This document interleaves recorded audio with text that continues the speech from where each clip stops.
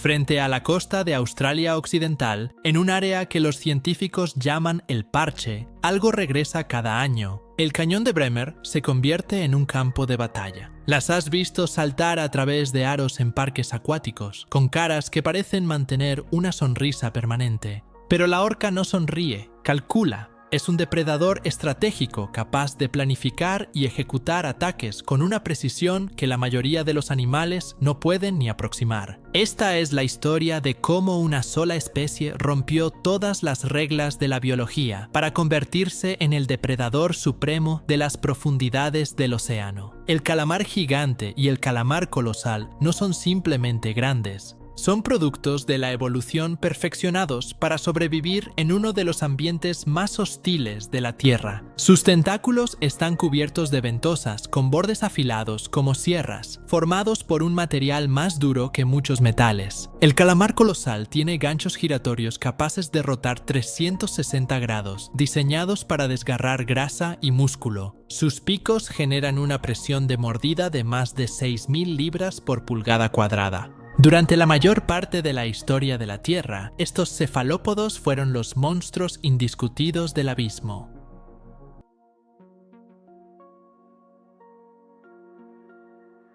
Pero entonces, hace unos 50 millones de años, un grupo de mamíferos terrestres empezó a regresar al océano. Eran los ancestros de las ballenas y los delfines modernos. Hoy, la orca se encuentra en la cima absoluta de ese viaje evolutivo. Son los miembros más grandes de la familia de los delfines, con machos que alcanzan más de 9 metros y pesan hasta 10 toneladas. Tienen el segundo cerebro más grande del reino animal, entre 5 y 7 kilogramos de masa cerebral. Y ese cerebro tiene un índice de girificación de 5.7, el más alto del mundo. La girificación es el grado de plegamiento de la corteza cerebral. Más pliegues significan más superficie, más neuronas, más capacidad de procesamiento. Para comparación, el cerebro humano tiene un índice de 2.2. Las orcas nos triplican, lo que significa que pueden procesar cantidades enormes de información sensorial al mismo tiempo, permitiéndoles coordinar cacerías complejas con precisión militar.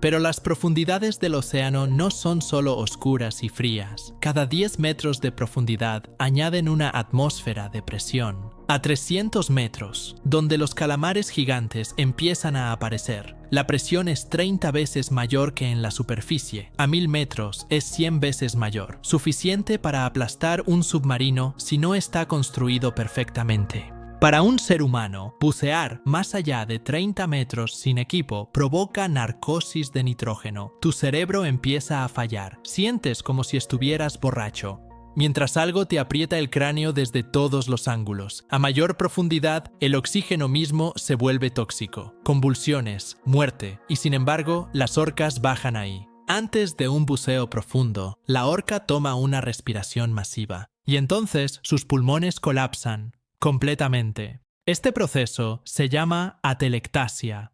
Al vaciar los pulmones, el nitrógeno no puede disolverse en la sangre bajo presión, eliminando el riesgo de narcosis y de la enfermedad descompresiva que mata a los buzos humanos. Pero si los pulmones están colapsados, ¿de dónde sale el oxígeno? De cada fibra del cuerpo. La sangre de una orca contiene concentraciones extraordinarias de hemoglobina. Sus músculos están saturados de mioglobina, una proteína que almacena oxígeno directamente en el tejido muscular, en concentraciones hasta 30 veces mayores que en cualquier mamífero terrestre. Tanta mioglobina que su carne es casi negra. Cuando la orca desciende, no depende del aire en sus pulmones. Está funcionando con oxígeno almacenado en cada músculo de su cuerpo. Su corazón se ralentiza. La sangre se redirige solo al cerebro y a los músculos críticos. Todo lo demás se apaga. Es un estado de muerte controlada, el cuerpo entero entrando en modo de conservación, mientras el animal sigue cazando, pensando, calculando en la oscuridad.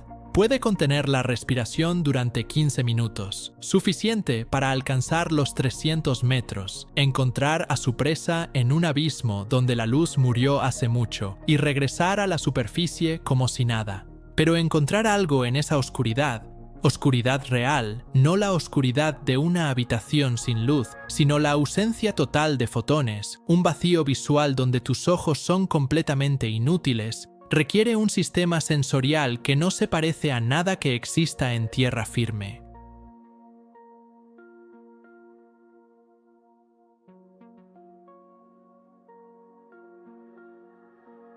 La orca genera una serie de chasquidos moviendo aire a través de estructuras en sus pasajes nasales llamadas labios fónicos. Esos chasquidos son enfocados en un haz direccional por el melón, un órgano grande y graso en la frente que actúa como una lente acústica, concentrando las ondas sonoras en un rayo que puede apuntarse a blancos específicos. Cuando esas ondas golpean un objeto, parte de la energía rebota como eco. La orca detecta esos ecos a través de tejidos grasos especializados en su mandíbula, que conducen el sonido hasta el oído interno y de ahí al cerebro. El resultado es una imagen tridimensional construida enteramente con sonido. Pueden detectar objetos del tamaño de una pelota de golf a más de 100 metros. Pueden distinguir entre especies de peces por la firma acústica de su vejiga natatoria. Pueden determinar el tamaño, la forma y la estructura interna de lo que tienen enfrente. Esencialmente, ven lo que hay dentro de su presa en completa oscuridad.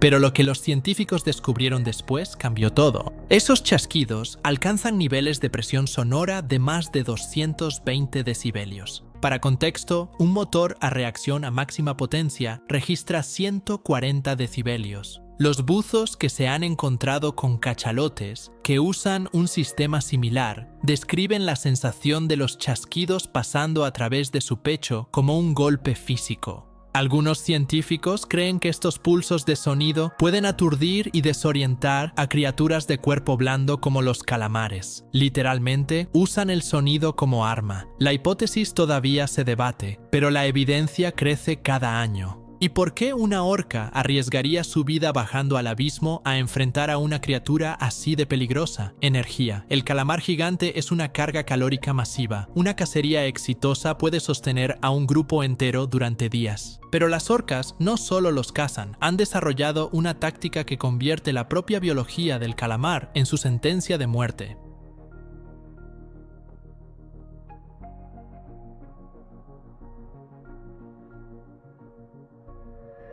Los investigadores la llaman la muerte barométrica. A diferencia de los mamíferos, los calamares no tienen pulmones ni vejiga natatoria. Sus cuerpos están adaptados a la alta presión de las profundidades. Eso los hace letales ahí abajo, pero tiene una debilidad fatal. Cuando un calamar es llevado rápidamente a la superficie, la caída súbita de presión destruye sus órganos internos. Se forman burbujas de gas en sus tejidos, sus ojos se hinchan, su cuerpo empieza a desgarrarse desde adentro. Así funciona. La orca desciende usando su ecolocalización para localizar al calamar en la oscuridad. Una vez que lo encuentra, no ataca. Eso es lo perturbador. No ataca. En su lugar, usa chasquidos acústicos e intimidación física para arrearlo hacia arriba. El calamar, sintiendo el peligro, intenta escapar propulsándose hacia las profundidades, hacia la seguridad de la presión, pero la orca es más rápida y más maniobrable. Se mantiene debajo de él, cortando cualquier retirada hacia el abismo. La persecución sube, metro a metro, la presión baja,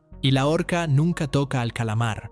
No necesita hacerlo. Para cuando llegan a la superficie, el calamar está muerto o agonizando. Sus órganos reventados, su cuerpo desgarrado desde adentro por burbujas de gas que se expandieron al desaparecer la presión que los mantenía comprimidos. La orca se alimenta del cadáver flotante sin pelear contra los ganchos ni las ventosas, sin arriesgar un solo rasguño. No lo mató con dientes, lo mató con física, usó el propio océano como arma.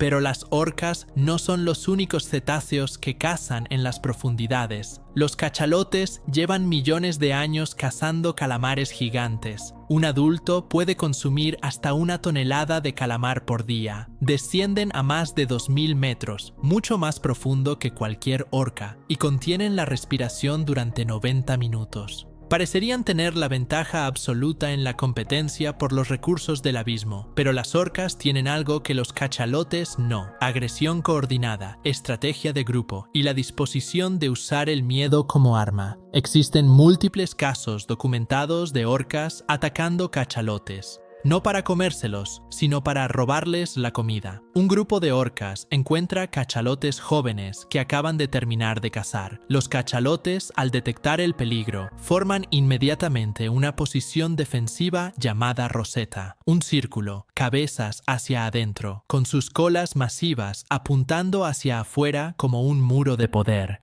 diseñado para proteger sus cuerpos vulnerables, mientras presentan una pared de aletas letales a cualquier atacante. En algunos casos, estos ataques son por competencia alimentaria. En otros, parecen puramente territoriales. Y ese poder mental se manifiesta en todo lo que hacen. Las orcas no dependen del instinto, observan, experimentan y transmiten lo que aprenden de generación en generación. Cada grupo tiene su propia cultura, su propio acento vocal y sus propios métodos de caza, enseñados por las hembras mayores a las crías durante años. En el documental Frozen Planet de la BBC, un grupo de orcas envía exploradores entre las grietas del hielo buscando una foca que descanse en la superficie. Cuando la encuentran, comparten la información con el resto. Trabajando en sincronía, se deslizan bajo el hielo generando una ola que fragmenta la superficie. La hembra líder reorganiza al grupo, empujan el témpano hacia aguas abiertas y cuando la foca cae al agua, soplan nubes densas de burbujas que la confunden y la agotan hasta que no puede resistir.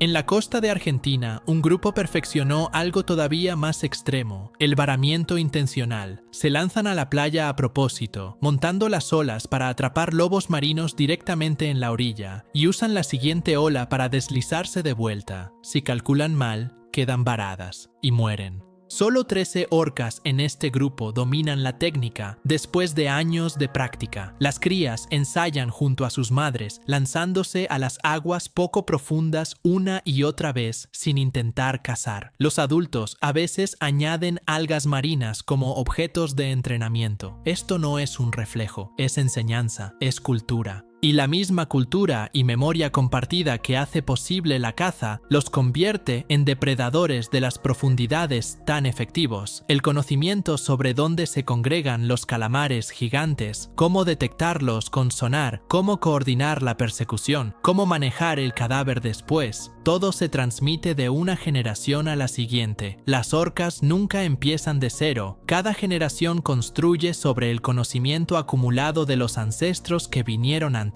Pero inteligencia no equivale a bondad. Existen casos documentados de lo que los científicos llaman matanza excedente. Matar mucho más de lo que pueden comer, dejando cadáveres flotando sin tocarlos. Orcas jóvenes jugando con crías de foca, lanzándolas por el aire como pelotas, matándolas y alejándose sin comer nada. Machos cometiendo infanticidio, matando crías de otros grupos para que las hembras vuelvan a estar en condición reproductiva. Esta capacidad de elegir, de actuar sabiendo lo que están haciendo, los hace más cercanos a nosotros que cualquier otro animal del mar, y eso es aterrador. En 2001, investigadores realizaron una prueba de autorreconocimiento en espejo con orcas en cautiverio. Colocaron marcas en partes de sus cuerpos que no podían ver directamente y les dieron acceso a espejos. Las orcas inmediatamente notaron las marcas. Pasaron largos periodos examinándolas en el espejo, girando y torciendo sus cuerpos para verlas mejor.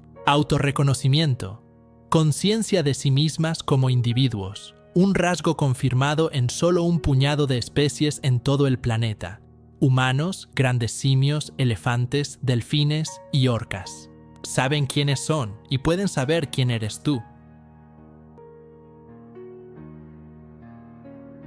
pero la misma mente capaz de crueldad deliberada es capaz de duelo. En 2018, una orca llamada Tahlequah dio a luz a una cría que murió a las pocas horas. Durante los siguientes 17 días, cargó el cuerpo de su cría muerta sobre su cabeza, empujándolo a través del agua durante más de 1.600 kilómetros. Se negó a dejarlo hundirse, se negó a soltarlo. Otros miembros de su grupo se turnaron para ayudarla cuando estaba demasiado agotada para continuar. No tenía ningún propósito de supervivencia, era duelo puro. Y hay más, las orcas ayudan a otras especies, protegen focas de otros depredadores, guían ballenas perdidas de vuelta a sus grupos, asisten delfines heridos. En un caso extraordinario frente a la costa de Nueva Zelanda, un grupo de orcas fue observado defendiendo a un grupo de cachalotes de un ataque de tiburones blancos. Las orcas se posicionaron entre los tiburones y las ballenas usando sus propios cuerpos como escudos. No atacaron a los tiburones, no los persiguieron, simplemente les impidieron llegar a los cachalotes. Se quedaron ahí, como un muro viviente, hasta que los tiburones se rindieron y se fueron.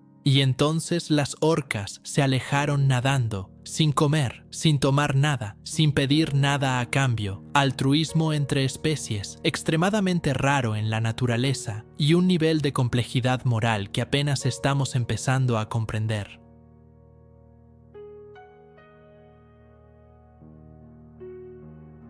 Durante décadas, estas mentes fueron arrancadas de sus familias, encerradas en tanques de concreto y forzadas a realizar trucos para entretenimiento humano. El daño psicológico fue devastador. Automutilación, agresión, aletas dorsales colapsadas, una condición que casi nunca se ve en orcas salvajes. Varias mataron a sus entrenadores, no por maldad.